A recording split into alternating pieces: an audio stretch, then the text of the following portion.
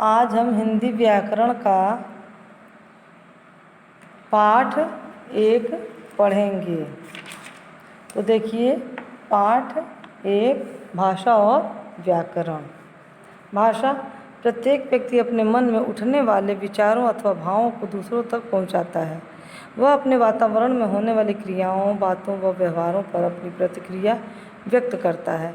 इस प्रकार वह विचारों की संपूर्ण अभिव्यक्ति हेतु मुख से निकलने वाली सार्थक ध्वनियों को इस रूप में प्रस्तुत करता है कि संबंधित व्यक्ति उसके विचार समझकर उन पर प्रतिक्रिया देता है। विचारों की अभिव्यक्ति हेतु जिस साधन का प्रयोग किया जाता है वही भाषा होती है। भाषा शब्द संस्कृत की भाषा भाष धातु से बना है, जिसका अर्थ है बोलना। इस भाष से ही भाषा शब्द अस्तित्व में आया। इस प्रकार हम जो कुछ भी किसी अभिप्राय से अपने मुख से बोलते हैं वह सब भाषा है। भाषा वह साधन है जिसके द्वारा मनुष्य अपने मन के भावों और विचारों को दूसरे के सामने प्रकट करता है और दूसरों के भावों और विचारों को समझता है। तो भाषा की परिभाषा या भाषा किसे कहते हैं? देखिए आगे, विश्व के अलग अलग देशों में भिन्न भिन्न भाषाओं का प्रयोग किया जाता है। विश्व में बोली जाने वाली भाषाओं में हिंदी का स्थान तीसरा है। भारतीय संविधान में 22 भाषाओं को मान्यता प्रदान की गई है। इनका विवरण निम्न प्रकार है। देखिए, ये 22 भाषाएं हैं: हिंदी, गुजराती, बांग्ला, बोडो, उर्दू, असमिया, मणिपुरी, डोगरी, पंजाबी, तमिल, कोंकणी, मैथिली, संस्कृत, तेलुगु, नेपाली, संथाली, मराठी, सिंधी, मलयालम, कश्मीरी, उड़िया और कन्नड़। भाषा के भेद। गणेश इंटर कॉलेज में वार्षिक समारोह का आयोजन किया जा रहा है। प्रधानाचार्य भारद्वाज जी ने आयोजन समिति बनाई और उन्हें कार्यप्रणाली समझाई। आयोजक समिति ने वार्षिक समारोह में किए जाने वाले कार्यों की रूपरेखा तैयार की। भारद्वाज जी ने इस रूपरेखा के आधार पर कार्य समिति के लोगों में बांटे गए। प्रधानाचार्य जी ने बोलकर कार्यप्रणाली समझाई और आयोजकों ने लिखकर रूपरेखा तैयार की। इस प्रकार भाषा के 2 भेद हुए: मौखिक अथवा कथित भाषा, दूसरा लिखित भाषा। पहला देखिए, मौखिक अथवा कथित भाषा। टेलीविज़न पर सारे गामा पा लिटिल चैम्प कार्यक्रम का आज प्रसारण है। प्रसारण केंद्र पर लोग सावधानी से बोलकर तथा विभिन्न वाद्य यंत्रों का प्रयोग करके कार्यक्रम प्रसारित कर रहे हैं, जिसको घर के विभिन्न सदस्य अत्यंत उत्सुकता तथा रुचि से सुन रहे हैं। भाषा के इस रूप को मौखिक अथवा कथित भाषा कहते हैं। कहानी सुनाना, समाचार सुनाना, वार्तालाप करना, कविता अथवा गाना सुनाना, ये सब मौखिक अथवा कथित भाषा के अंतर्गत आते हैं। लिखित भाषा। दिए गए चित्र में छात्र प्रश्न पत्र को पढ़कर उत्तर पुस्तिका में लिख रहे हैं। परीक्षार्थियों के लिखित उत्तर पढ़कर परीक्षक उन्हें अंक देंगे। यह भाषा का लिखित रूप है। पत्र, तार, साहित्य रचना, समाचार पत्र आदि द्वारा समाचार प्रेषण लिखित भाषा के अंतर्गत आते हैं। भाषा का लिखित रूप अत्यंत महत्वपूर्ण है। देखिए, मानक भाषा। हिंदी का प्रयोग विभिन्न प्रयोजनों और कार्यक्षेत्रों में होने लगा है। इसकी व्यापकता के कारण अधिकतर क्षेत्रों में प्रचलन के कारण हिंदी के कई रूप देखने को मिलते हैं। अतः इनमें एक रूपता लाने के लिए विद्वानों तथा सरकार के संयुक्त प्रयास से प्रचलित रूपों में से किसी एक को मानक घोषित कर दिया जाता है। वह मानक भाषा कहलाती है। जैसे संबंध, मानक रूप संबंध, बिंदी लगा दिया जाता है, आधा म आधा न का प्रयोग नहीं किया गया। गई में गई ई स्वर का मूल रूप ही रख दिया गया है। हुए, मानक रूप हुए, यह मूल रूप ही रखा गया स्वर का। आनंद, न पे अंक की मात्रा लगाकर मानक रूप में वे आ गया, आधा न का प्रयोग वाला अब मानक रूप में नहीं है। गलत नहीं कहेंगे, लेकिन मानक रूप अब ये हो गया है। हिंदी भाषा का महत्व। बच्चों, आपने पिछले वर्ष पुस्तक में पढ़ा कि हिंदी भाषी लोग हमारे देश के प्रत्येक राज्य में रहते हैं। यद्यपि भारत के प्रत्येक प्रदेश की अपनी निजी भाषा है, तथापि हिंदी भाषा का हर स्थान पर संपर्क भाषा के रूप में प्रयोग किया जाता है। इस दृष्टि से हिंदी भारत की अत्यंत महत्वपूर्ण भाषा है। हिंदी के महत्व को संविधान निर्माताओं ने भी स्वीकारा है और 14 सितंबर 1949 को अनुच्छेद 343 में हिंदी भाषा को राजभाषा घोषित किया गया। इसी कारण प्रत्येक वर्ष 14 सितंबर हिंदी दिवस के रूप में मनाया जाता है। भाषा एवं लिपि। भाषा के स्थायी रूप प्रदान करने के लिए जिन चिन्हों का निर्माण किया गया वे वर्ण कहलाए। वास्तव में इन चिन्हों को लिखकर व्यवस्थित रूप में प्रस्तुत करना ही लिपि कहलाता है। या लिपि किसे कहते हैं? या लिपि की परिभाषा देखिए, मौखिक ध्वनि को लिखित रूप में प्रकट करने के लिए निश्चित किए गए चिन्हों को लिपि कहते हैं। विश्व में प्रचलित कुछ लिपियाँ निम्नलिखित हैं। लिपि भाषा, देवनागरी लिपि देखिए, हिंदी, मराठी, नेपाली और संस्कृत, ये चारों देवनागरी लिपि में लिखी जाती हैं। फारसी लिपि में उर्दू और अरबी लिखी जाती है। गुरुमुखी लिपि में पंजाबी लिखी जाती है। रूसी लिपि में रूसी और बुल्गेरियन भाषा लिखी जाती है। रोमन लिपि में अंग्रेजी, फ्रेंच, पोलिश, जर्मन इत्यादि भाषाएं लिखी जाती हैं। बोली, बोली क्षेत्रीय भाषा होती है। बोली का अधिकतर मौखिक रूप ही होता है। बोली का विकार होने पर वह लिपिबद्ध होने लगती है। यदि इसमें साहित्य रचना भी होने लगे तो वह बोली भाषा का रूप ले लेती है। जैसे खड़ी बोली एक बोली थी, उसका मानक रूप बना हिंदी। हिंदी में साहित्य रचना भी हो रही है। हिंदी प्रदेश में कई बोलियां हैं, इनमें कई बोलियां भारतीय स्तर की हैं। किसी एक विशेष क्षेत्र में बोली जाने वाली स्थानीय भाषा बोली कहलाती है। तो ये हो जाएगा बोली की परिभाषा या बोली किसे कहते हैं। कुछ प्रमुख क्षेत्रों में बोलियां निम्नलिखित हैं। मैथिली दरभंगा बिहार, बघेली बोली रीवा, मालवी उज्जैन, ब्रजभाषा बोली मथुरा और आगरा में, गढ़वाली बोली गढ़वाल में, अवधी लखनऊ में। और देखिए निमाड़ी बोली खंडवा में बोली जाती है, ये मध्य प्रदेश में है। मारवाड़ी बीकानेर में बोली जाती है। बुंदेला छतरपुर में बोली जाती है। बांगरू बोली रोहतक में बोली जाती है। मगही बोली गया बिहार में बोली जाती है और भोजपुरी शाहाबाद बिहार में ही बोली जाती है। व्याकरण, बच्चों पिछले वर्ष आपने पढ़ा कि भाषा एक व्यवस्था है, अर्थात हम किसी शब्द को लिखते समय उसके वर्णों को निश्चित व्यवस्था में लिखेंगे तभी अर्थपूर्ण शब्द का निर्माण होगा, अन्यथा वर्ण निरर्थक से प्रतीत होंगे।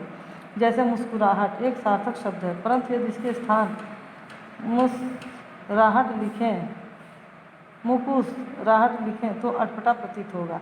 बच्चों वाहन चलाते समय सड़क के नियमों का पालन करना आवश्यक है। यदि हम इन नियमों का पालन न करें तो दुर्घटना का हमेशा भय बना रहता है। ठीक इसी प्रकार इस भाषा का प्रयोग करते समय भाषा के नियमों का पालन न किया जाए तो अर्थ का अनर्थ हो जाएगा। इन नियमों का ज्ञान व्याकरण कहलाता है। भाषा की शुद्धता और एकरूपता को व्याकरण बनाए रखती है। व्याकरण का अर्थ भाषा के शुद्ध रूप का ज्ञान कराना है। देखिए व्याकरण किसे कहते हैं या व्याकरण की परिभाषा। व्याकरण वह शास्त्र है जिसके द्वारा भाषा के शुद्ध स्वरूप तथा शुद्ध प्रयोग का ज्ञान होता है। व्याकरण के अंग, व्याकरण नियमों के आधार पर भाषा के प्रमुख 4 विभाग या अंग हैं। देखिए व्याकरण वर्ण विचार, पद विचार, शब्द विचार, वाक्य विचार, ये व्याकरण के चारों अंग हैं या विभाग हैं। इसका डिटेल थोड़ा देख लेते हैं। वर्ण विचार, इस विभाग में वर्णों की बनावट, वर्णों के भेद, उनके उच्चारण, प्रयोग तथा संधि के विषय में जानकारी दी जाती है। शब्द विचार, इस विभाग में शब्द रचना, उसके भेद, शब्द संपदा और उनके प्रयोग व्यवहार का वर्णन किया जाता है। पद विचार, वाक्य में प्रयुक्त शब्द का रूप पद कहलाता है। इस विभाग में पद रचना, पद भेद, पद रूपांतर, पद परिचय तथा उनके प्रयोग का वर्णन किया जाता है। वाक्य विचार, इस विभाग में वाक्य और उसके अंग, पदबंध, बनावट, भेद, शुद्धता, विराम चिन्हों आदि का वर्णन किया जाता है। देखिए साहित्य, साहित्य का अर्थ है एक साथ होना, रहना अथवा मिलना। प्रत्येक भाषा का अपना साहित्य होता है। यह ज्ञान प्रत्येक भाषा और विद्वानों तथा शिक्षाविदों द्वारा आने वाली संतति के लिए लिपिबद्ध कर सुरक्षित रखा जाता है। यही ज्ञान उस भाषा का साहित्य कहलाता है। साहित्य क्या है या किसे कहते हैं? साहित्य की परिभाषा, किसी भी भाषा के ज्ञान के संचित कोश को साहित्य कहते हैं। ज्ञान के सुरक्षित कोश के अध्ययन, जीवों के अनुभव तथा अपने चिंतन के माध्यम से ज्ञानी जन अपनी बात पाठकों के समक्ष रखते हैं। मूल रूप से साहित्य की रचना के 2 रूप होते हैं जिन्हें साहित्य की विधाएं कहते हैं। ये रूप हैं गद्य एवं पद्य। तो बच्चों देखिए आपका पाठ पूरा हुआ। अब हम इसका अभ्यास कार्य करेंगे। तो सही विकल्प पर सही का चिन्ह लगाना। भाषा का अर्थ है विचारों का आदान प्रदान करना, विचारों का आदान प्रदान करना और भावों का भी आदान प्रदान करना। तो ये तीसरा वाला हो जाएगा, उपयुक्त दोनों। देखिए भाषा का क्षेत्रीय रूप कहलाता है बोली। ध्वनियों के लिखने की विधि लिपि कहलाती है। किसी भी भाषा के संचित ज्ञानकोश को साहित्य कहते हैं। भाषा के मुख्य 2 रूप होते हैं। व्याकरण के 3 अंग, व्याकरण के 4 अंग होते हैं। ये व्याकरण के 4 अंग होते हैं। भारत के संविधान के अंतर्गत वर्तमान में 22 भाषाओं को मान्यता प्रदान की गई है। भाषा के अंग या इकाइयाँ दो हैं, लिखित और मौखिक। वाक्य में प्रयुक्त शब्द क्या कहलाते हैं? पद। वर्ण भाषा की कौन सी इकाई है? पहली। समझिए और लिखिए। यहाँ वाक्य भरा जाएगा, दूसरे में लिपि भरी जाएगी और तीसरे में बोली भरी जाएगी। और चौथे में देखिए राजभाषा, हिंदी भाषा राजभाषा है और ये देवनागरी लिपि है, तो देवनागरी इसको भर लीजिएगा। अब सही तथा गलत देखिए। ये शब्द सही है, ये भी सही है। तीसरा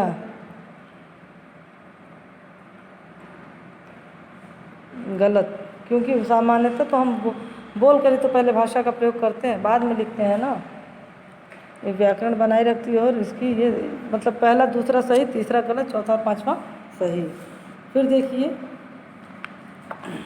दिए गए वाक्यों के सामने भाषा के रूप लिखना है कि कौन सा रूप है।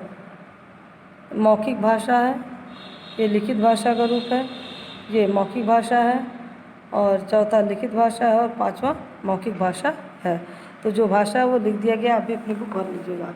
अब भारत के संविधान में मान्यता प्राप्त गिनी 16 भाषाओं का उल्लेख कीजिए। तो देखिए यहाँ 22 भाषाएं हैं, उसमें आप कोई भी 16 भर सकते हैं जो आपको अच्छा लगे। और लिपियों के अनुसार भाषाओं के नाम देखिए। देवनागरी, हिंदी, नेपाली, मराठी और संस्कृत, ये चारों लिपियाँ भाषाएं हैं जो देवनागरी लिपि में लिखी जाती हैं। गुरुमुखी सिर्फ पंजाबी लिखी जाती है, रूसी लिखी जाती है। बुल्गेरियन है, लेकिन यहाँ पर जब रूसी ही दिया तो बस हमने एक ही लिखा है। और रोमन देखिए, अंग्रेजी, पोलिश, जर्मन, फ्रांसीसी भाषा रोमन लिपि में लिखी जाती है और फारसी में उर्दू और अरबी भाषा लिखी जाती है। अब बच्चों देखिए आगे हम प्रश्नोत्तर पर। छठवां क्या है? प्रश्नोत्तर। तो जैसे देखिए बच्चों, आप एक नई कॉपी लेंगे हिंदी की और उसको आप हिंदी व्याकरण सब्जेक्ट लिख देंगे, जैसे सारा अपना नाम, क्लास, रोल नंबर सब कुछ लिखते हैं। और हिंदी व्याकरण की वो कॉपी बनाइएगा और उसमें सबसे पहले लाइन पर लिखिएगा पाठ 1 और फिर पाठ का नाम लिख दीजिएगा भाषा और व्याकरण, एक एक लाइन छोड़कर। फिर उसके बाद प्रश्नोत्तर रेल वाला लिखिएगा, अच्छा निम्नलिखित प्रश्नों के उत्तर दीजिए और फिर प्रश्न उतारिएगा, भाषा से आप क्या समझते हैं। तो पहला आंसर देखिए पेज नंबर 7 पर है, भाषा वह साधन है। ये यहाँ से यहाँ तक ये आंसर पहले का हो गया। दूसरा, भाषा के विभिन्न अंगों का संक्षिप्त वर्णन कीजिए। तो भाषा के विभिन्न अंग या भेद यही हैं। तो यहाँ से भाषा के इस प्रकार नहीं लिखेंगे, भाषा के 2 भेद हुए, आंसर 2। मौखिक भाषा अथवा कथित भाषा, ये इतना लिख दीजिएगा और यहाँ तक, और फिर उसके बाद लिखित भाषा यहाँ तक लिख दीजिएगा। इसका उदाहरण भी दे दीजिएगा, उदाहरण आप लोग लिख देंगे तो आंसर आपका पूरा हो जाएगा। तो यहाँ तक आप लोग, ये दूसरा आंसर हुआ। भाषा की विशेषताओं का उल्लेख कीजिए। भाषा की विशेषताएं यही है, हिंदी भाषा का महत्व यही है। यहाँ से लेके यहाँ तक कि तीसरे का आंसर हो जाएगा। लिपि किसे कहते हैं? ये देखिए पेज नंबर 8 पर ही है, तीसरे का भी आंसर और चौथे का यहाँ से लेकर यहाँ तक चौथा हो जाएगा। पांचवा क्वेश्चन, व्याकरण से आप क्या समझते हैं? पांचवा क्वेश्चन है, व्याकरण से आप क्या समझते हैं? तो देखिए व्याकरण वह शास्त्र है, तो यहाँ तक ये लिख दीजिएगा और इसके विभागों का उल्लेख कीजिए। तो इसके विभाग ये हैं, भाषा के विभाग हैं, ये आप चार्ट बना दीजिएगा। ऐसे इसको लिखेंगे तो बहुत बड़ा हो जाएगा और ऐसे यहाँ तक लिख दीजिएगा। उसके बाद व्याकरण के अंग या विभाग करके 4 विभाग या अंग हैं, फिर चारों को ऐसे चार्ट के रूप में लिख दीजिएगा। यहाँ तक ये हो जाएगा पांचवा क्वेश्चन। छठा, साहित्य किसे कहते हैं? इसकी विधा भी बताइए।